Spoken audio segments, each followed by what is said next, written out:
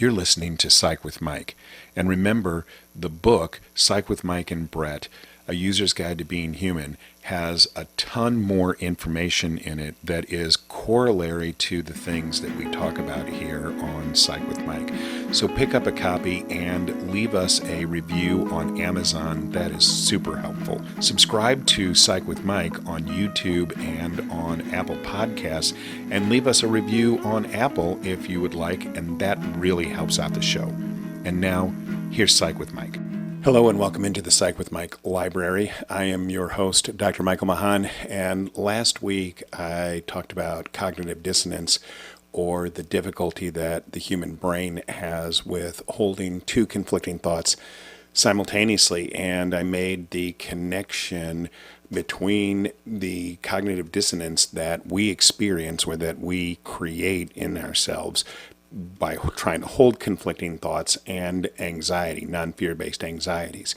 And so today what we're going to talk about is the resolution of that. So if you have cognitive dissonance and you want to resolve that to reduce your anxiety so that you can feel better psychologically, emotionally, and physically, then what we have to do is resolve the cognitive dissonance. If you like the kind of information that you get here on Psych with Mike, then please subscribe to the show on YouTube. Check us out on Apple Podcast and subscribe to the show and leave a comment there. That helps other people find the show.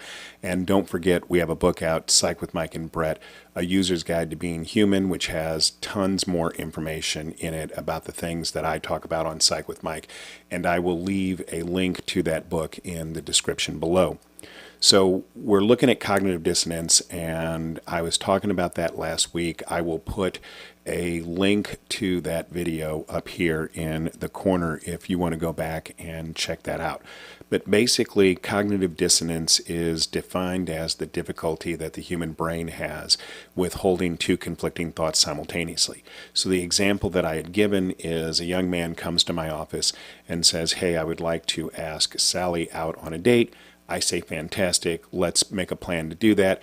And he says, whoa, hang on. I'm afraid that she's going to say no and reject me, so I don't think that I can do that.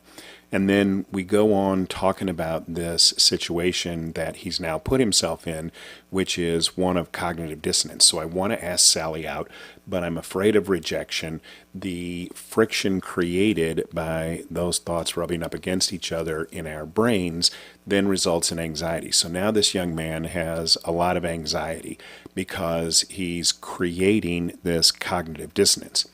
Well, the easiest way to then get rid of that anxiety is to get rid of the cognitive dissonance. So we have to pick a side and then live with the consequences. And what I tell people all the time is human beings, especially Americans, tend to be really, really good at picking sides. We tend to be really bad at living with the consequences. We only want to live with the consequences as long as it's convenient for us. The minute that it becomes inconvenient, then I don't like these consequences and now I want to cry foul. But then I'm going to create my anxiety all over again, if not because of the original issue, then because of whatever this new issue is now that I have because I don't like the consequences. So we have to be committed to being willing to live with the consequences. So what I want to try and tell this young man is, let's make a plan for asking Sally out. One of the things that is amazing to me is if I ask people, even the most depressed of people, if you were to go out and ask 100 people out on a date, how many times do you think you would be successful? Most people are fairly optimistic in their perception of that. They would say, oh, probably 65, 70% of the time.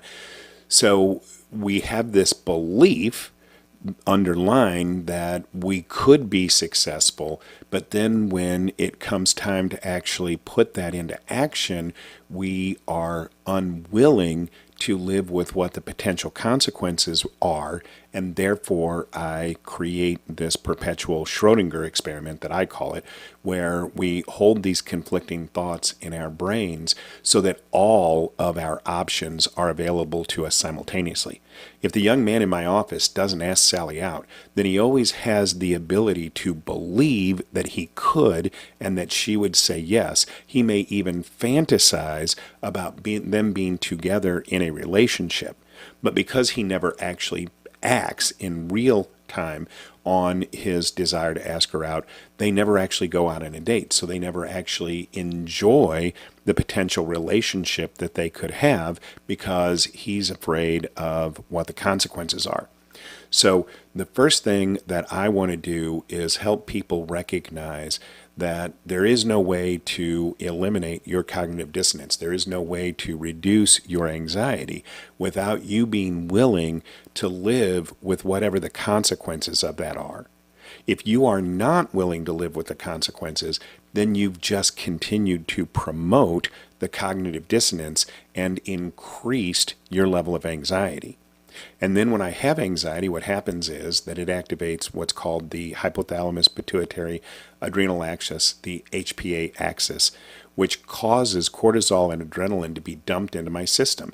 So now I'm always hypervigilant, hyper alert, because I'm running on cortisol and adrenaline, and that is physically not a comfortable place that we want to be in. So we want to return to homeostasis. We want to return to balance. We want to turn off the spigot on the cortisol and the adrenaline that's being dumped into our system. But the only way to do that is to shut off that HPA axis. And the only way to do that is to resolve the cognitive dissonance.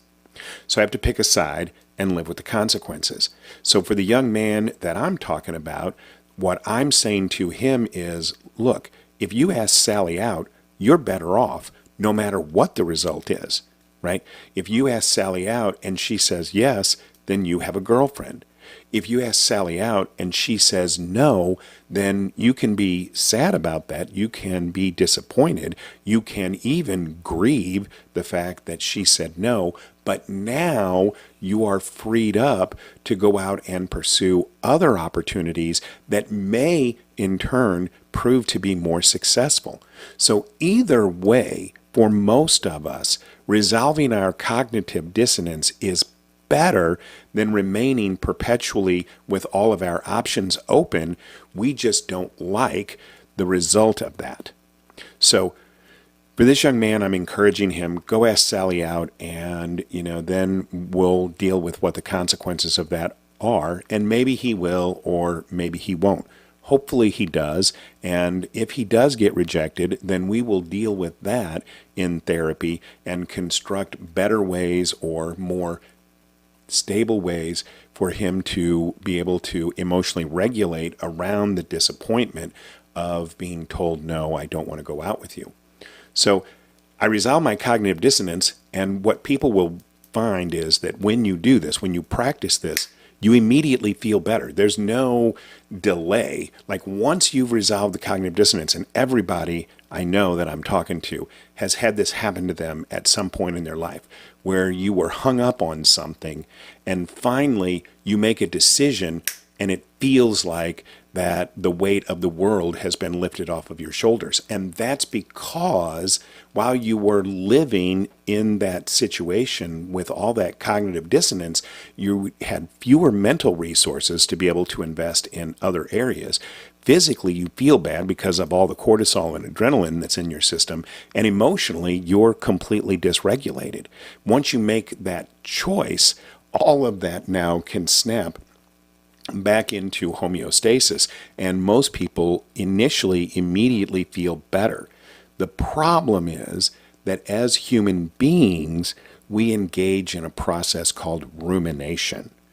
What is rumination? Rumination is the feeding back on itself of thoughts. So because we have our big monkey brains and this huge cortex, we have the ability to not only have thoughts, but have perceptions about those thoughts, and we can engage in a fantasy life, which is not something that we believe other animals engage in, although we could be wrong, but we can engage in a fantasy life where we imagine what happens when we engage in certain behaviors. So this young man imagines having a relationship with Sally, and that suffices him and keeps him from actually asking her out. But we can do the same thing through rumination. So we feed these thoughts back on themselves, and usually, the overwhelming majority of the time, those thoughts are negative. So rumination doesn't have to be negative. You can ruminate on positive thoughts. And I would encourage everybody to practice ruminating on positive thoughts. That makes a person feel better, to ruminate on positive thoughts. But most of us don't. We tend to ruminate exclusively on negative thinking. And so that then is exponentially increasing the release of those cortisol and adrenaline hormones into our system, making us feel bad, keeping us off of our emotional balance, and robbing us of mental resources. So if I do try and resolve my cognitive dissonance and I make a decision, what can happen is that immediately after doing so, in the background, my brain may start ruminating, and then I feel trapped again. And we may not realize that that's what's happening. So not only do we need to learn how to be able to pick a side and live with the consequences, we have to be aware of this process of rumination, be on guard from it, and try and relinquish those ruminative thoughts, to let go of them so that they aren't constantly feeding that negative energy back on itself. Don't forget, we have a book out, Psych with Mike and Brett, A User's Guide to Being Human. Again, there will be a link for that in the description below. I would love it for everybody to pick up a copy of that book. And if you do, please leave us a review on Amazon. That is super helpful, and it helps other people be able to find the book. The music that appears in Psych with Mike is written and performed by Mr. Benjamin DeClue. And as always, if it's Friday, it's Psych with Mike.